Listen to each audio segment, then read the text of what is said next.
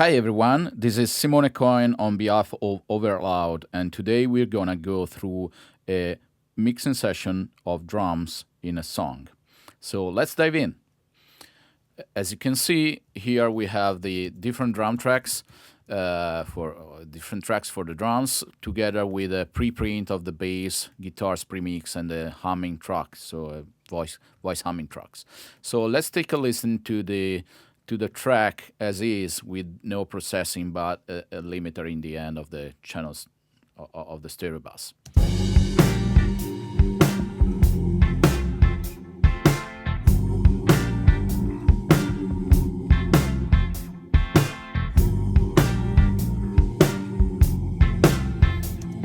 So as you can hear, let's take a listen quickly to the dry drums, same section.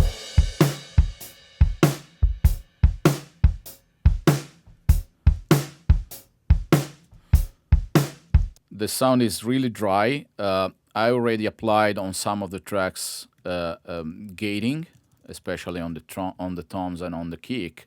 Not a really heavy gating on the kick, as you may see from the full length of the tail for each single kick. And I'm sorry, for each single kick. And basically, what we really want to achieve is, to really fit the drums in the context of the song. What I really want to get is this sound is very edgy, and I want to have it, at the same time to be, really, fitting the mix and making the sound, dynamic, but at the same time really, working as a bed for the rest of the mix. So this is the challenge that we have. So what I did is this. Let's take a listen to the whole thing with processing applied, including a stereo bus compressor made using the Jam Comp G. So let's take a listen to what I did here.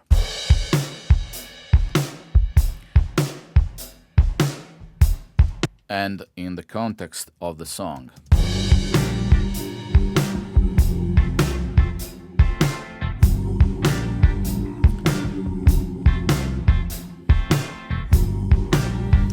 So let's take a quick look at what happens. We have the stereo bus compressor that is acting basically as the usual glue compressor. The glue compressor basically makes sure this time in a mid-side mode, but it makes sure that basically the whole thing glues together and the groove is helped in flowing and rolling. So let's take a listen.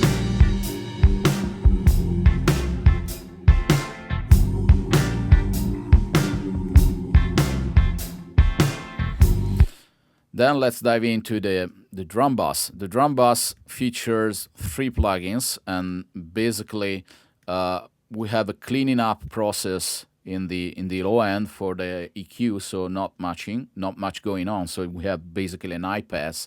Then we have another bus compressor, same kind of bus compressor, this time in stereo, with the side chain high pass filter, making sure that the kick drum doesn't really push the compressor too much. And pretty slow, let's say slowish attack time and automatic release time. Let's listen to it.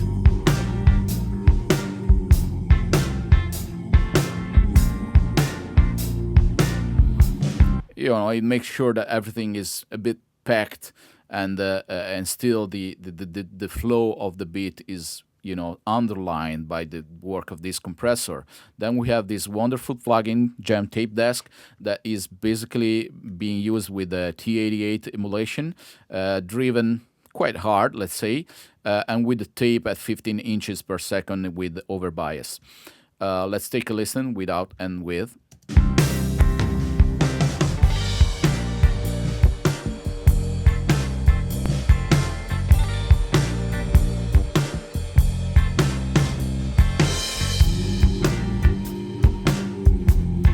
It changes the balance of the drum kit quite a bit. That the snare sound jumps ahead, and this is kind of nice because what I did in the whole processing before this, as we'll see, was to kind of dim the edginess of the drum of the snare drum that was really edgy in my opinion. So this gives the snare drum a bit life back of its life back, but in a way that is more pleasing than the original sound.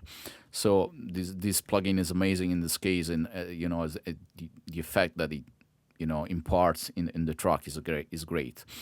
Then let's go to the kick sound, kick in and kick out together.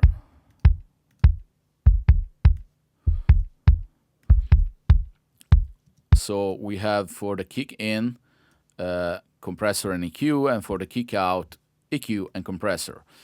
First EQ and then compressor. This was to make sure that the EQ that I did actually drives the compressor. This is something that I did on purpose. For the kick out, that was kind of not really my kind of kick out sound.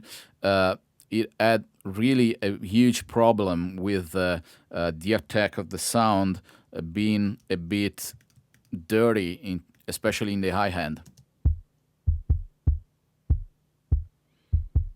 So you have this kind of sound, it's not really pleasing. So I decided to EQ it out as much as possible, and at the same time I decided to put quite a bit of low end at 40 hertz, so +9, it's quite a bit, and then everything gets slammed, let's say, well, not really slammed, but compressed with the COM76 with a cleaner setting, so no distortion, let's say, added back.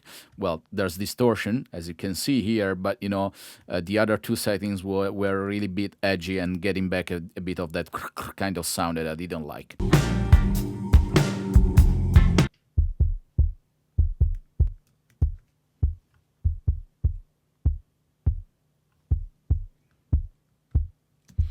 Okay, so now I have a kick out sound that I can find useful, and this combines with a kick in sound that kind of, compressor, quite a bit of, distortion, harmonic distortion added, the dirtier version of the 76, quite a bit of drive, and 4:1 ratio, quite quick attack and quite quick release too. This to make sure that the sound is tighter, basically. The same goes for pretty much the same goes for the kick out.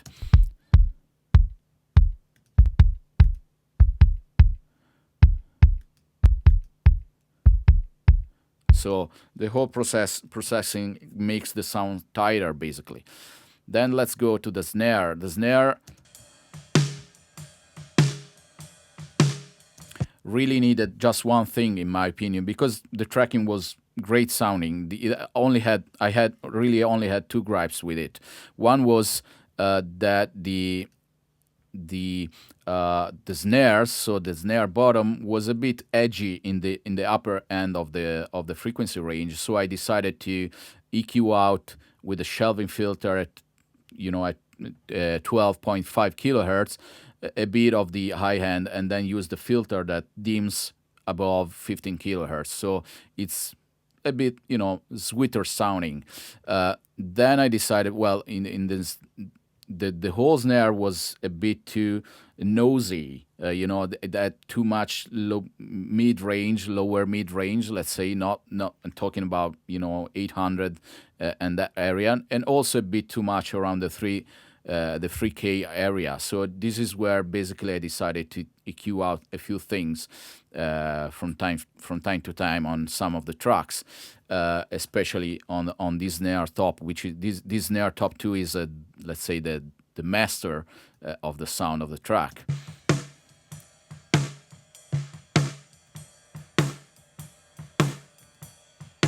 So it was sweetened by the top end. I sweetened the top end, which was edgy in that kind too, in this track too, and so this is the whole thing. Then before it passes through a pair of compressor with pretty similar settings.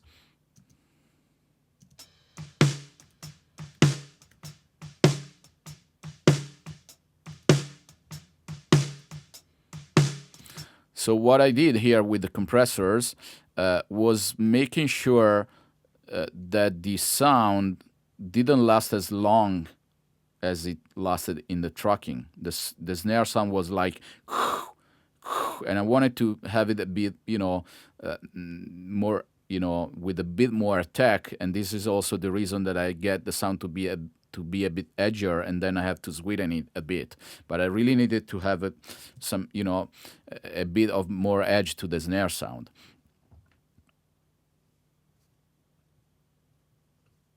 So then just a little bit of sweetening to the toms, a bit of 100 hertz shelving, and a bit of beater, the stick sound around 3K.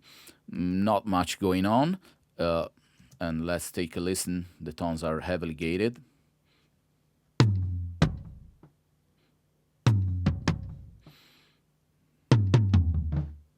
So you might hear the sound is really, these trucks really support the whole truck sound, and the overheads really are the winners here.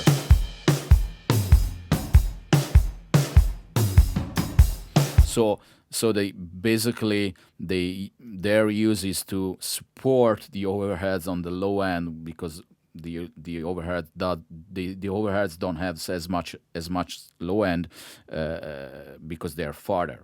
So then the head and ride, basically they only have a bit of sweetening, some shine on the top end, and a bit of cut in the mids, low mids of the cymbals. Pretty much the same setting for the two. And then we have the overheads. Overheads, basically pretty heavy compression with mid-side processing.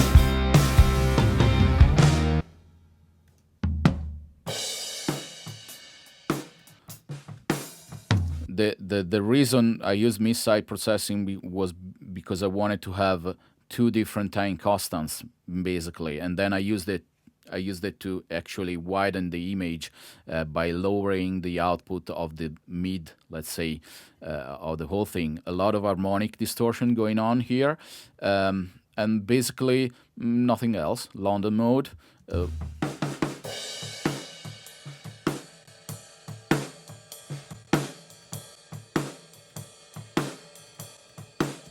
This one just sweetens a bit the overheads at 3.2.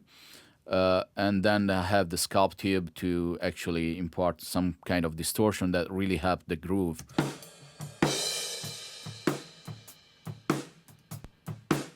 It brings the track to life, it's really changed a lot.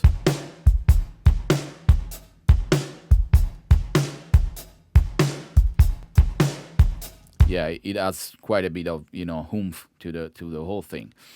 Last but not least, the room sound. The room sound is, let's listen to the room that was made up of the room mono, basically a room next to the kick, so with a lot of low end, and then left and right. Let's listen to the balance.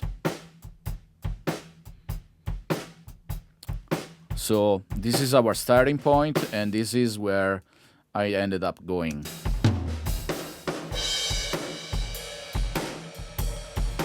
So this is the only channel with reverb, let's say, applied. It's actually a reverb, so it's the room sound is also functioning as a depth kind of thing.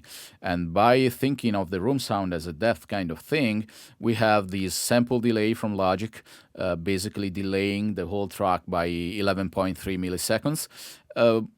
That really helps to set the depth of the sound, because the room that the drums were tracked in is not really large, as you might have heard. So I want to create the idea of a larger room from the start, so with a larger, let's say, pre-delay.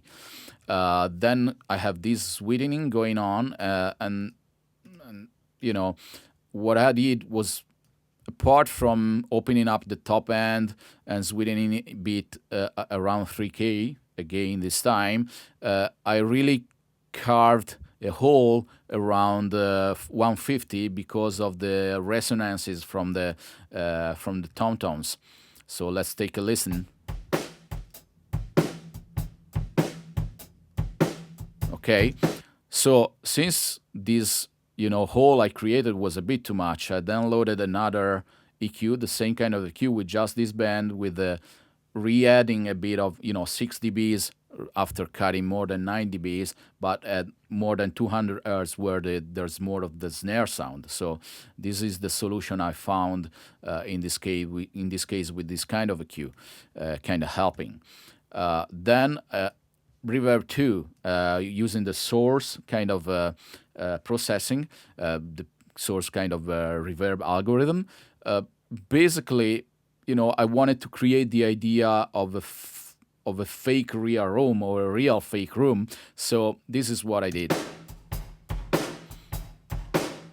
So not a long reverb at all, because I wanted a larger room, but not a huge room. Using the early reflections just to create, and they are a bit dimmed. The early level, as you can see, is quite dimmed, but I already had the original sound that is basically full of actual early reflections, so I didn't need as many early reflections. And then the reverb tail, where the two important things are the dimming on the high, on the top end, and a bit of dimming on the low end. So the whole idea behind, and then, last thing, this mid-side compressor slamming the whole thing, and it's after the reverb, because I want to make sure that there's more idea of the groove going on. So when you compress the reverberated room, you have more movement going on, and this helps a lot the groove. Let's take a listen to the difference. This is without.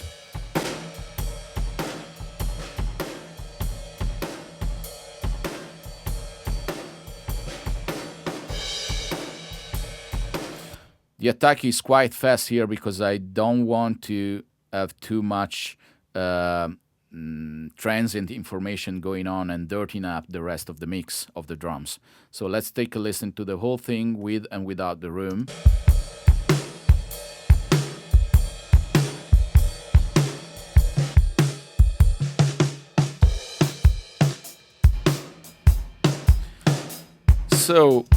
So basically, this is it, and this is not really. The idea was not to get a really, let's say, hi-fi kind of sound. I really wanted to fit the sound of the song in my opinion, and